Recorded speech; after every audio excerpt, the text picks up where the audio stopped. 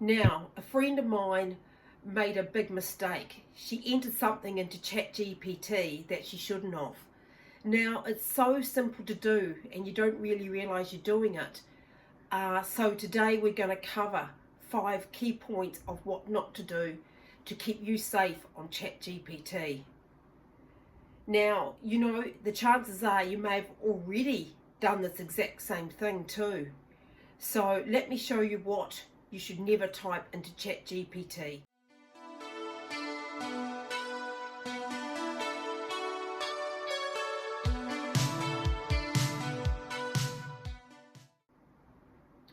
Welcome to Absolutely Tech Fabulous. I'm so glad you're here and I'm really looking forward to going through this video with you.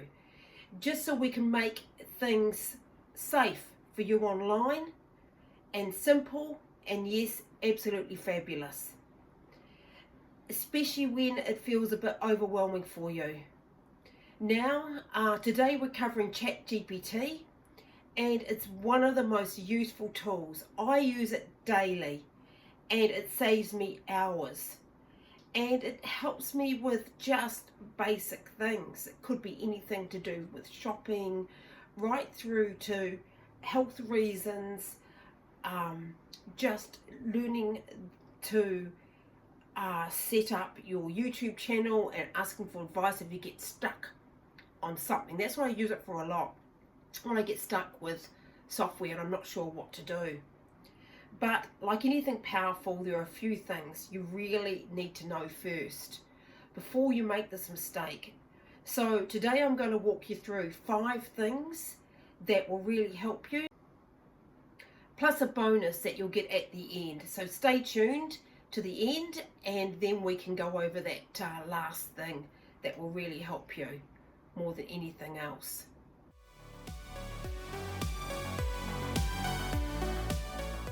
Now, number 1, and this is a big one actually, never type your full name, your home address, date of birth, and any personal information into ChatGPT. Now, there's a reason for this, because when you type something into ChatGPT, the information is stored. It's stored forever into the system.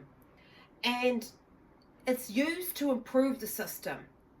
So this means that it's no longer just sitting at your computer. Now, that's what you don't want. Now, I see people do this all the time. They'll say something like, my name is Margaret Smith and I live at 14 Banksia Street. Now, I know this seems harmless, but you've just shared personal information with a system you don't control.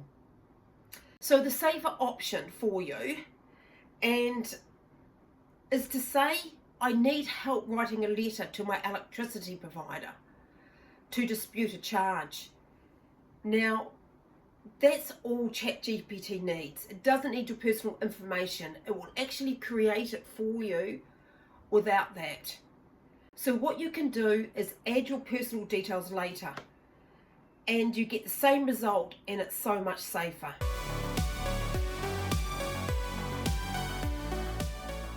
Number 2, passwords. Now, never type your passwords or security answers into ChatGPT. And this catches out a lot of people. This is not because they share passwords directly, but as they share them accidentally. What they do is they say something like this: my password is fluffy3456, can you make it stronger? Or they might say, hey, my security name is my maiden's name, which is Henderson. Is this a good one to use? Now, basically, it's not a good thing to do, to enter that in there. So the safer option is ask the rule, not the actual answer. Try what makes a strong password instead. Type, how do I choose secure answers to security questions? You'll still get great advice without giving anything away. We're now halfway through, so if you're enjoying this video, please give this a thumbs up. That will really help me, and it will mean that other people that are interested in finding this information will find it. Alright, so let's keep going.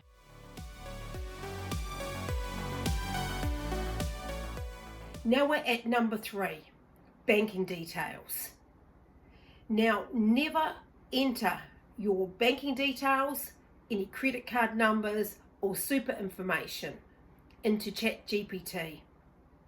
And sometimes people don't realize they're actually entering it or realizing it can be risky. But I've seen things like, here's my bank account number, 123456. Can you explain my statement? But here's the truth. Now, ChatGPT cannot access your accounts and they cannot see your statements. But sharing those details doesn't help you. It increases your risk. So basically, the safer option is to ask any questions about what you want to know about instead. For example, say, what does interest offset mean? Or what do I need to know about my superannuation fund before retirement? That's where ChatGPT shines and can really give you good information.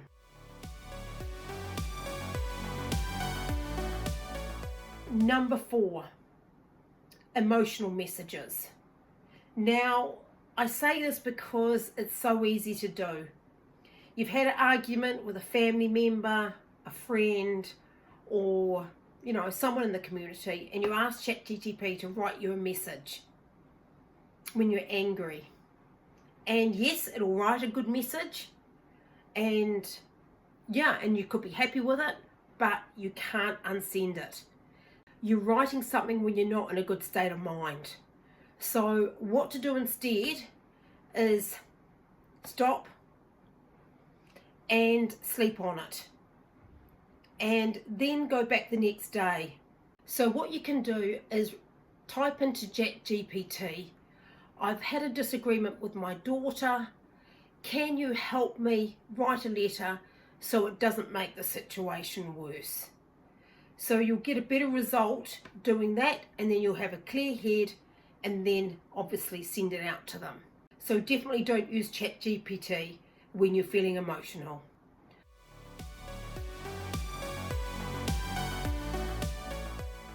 Number 5, please don't use ChatGPT to diagnose yourself.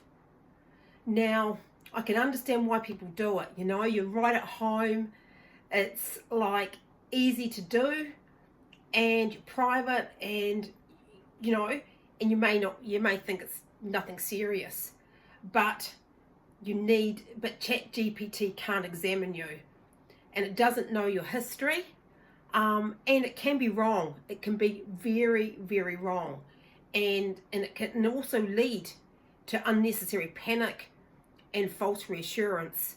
So the safer option is to prepare. Use ChatGPT to prepare you for your GP visit.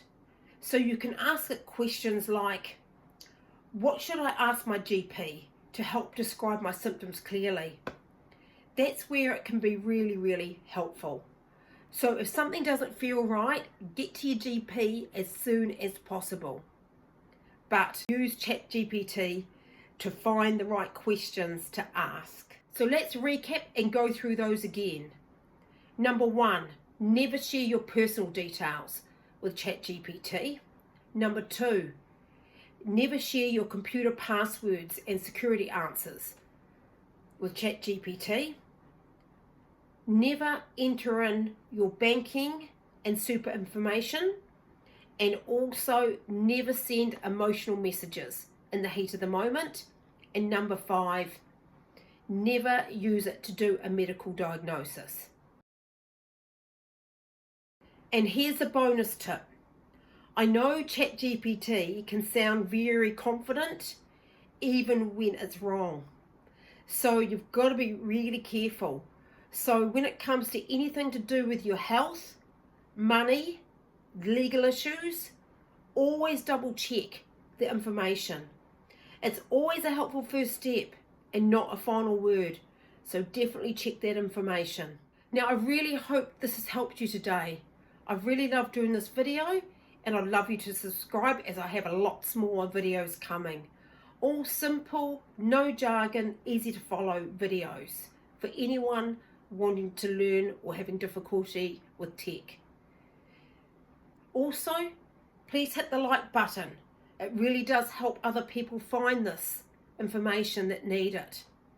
Now, if you've got any questions or comments, please pop them in below, because who knows? I'm always looking for ideas for videos, so in the future I could make that one for you.